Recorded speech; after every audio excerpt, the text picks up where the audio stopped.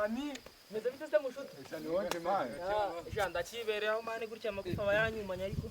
ta bintu byatari babiri kuba wicaye hano mani uri muduki cyane ndi kwimetera utuntu hano nga ngamupeti nyine aryo naona yagize ati Natera tasema nukuva na kera hose ko ngenda zaga syo kabana sio kishisha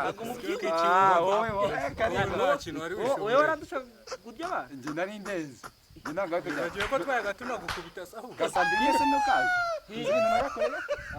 nigenda zaga mujyo cyane gatatu mu cyumwe yagurye ikishwa ariko wowe wakoze uri debe umuntu twakubita gase buri bwanya buri kanya muri buka ya mikino ya kera kwazaga dukina ariko wowe ga wari iki kukitumana se kukitumira wagira kukitumira wowe ndi kubona muri kumvega ntabwo muzi ko nazaga warakoze kubita mwembe jewe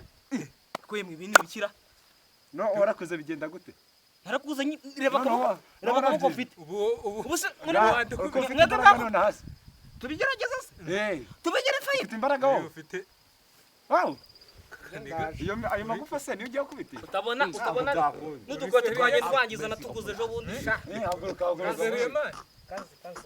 ni cyo hasi cyo hejuru icyo hasi nigere no kubita ndabita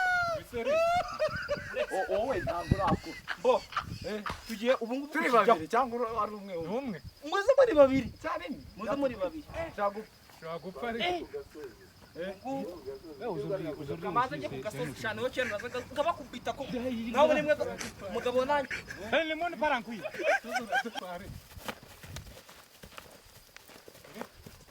gafate Hello.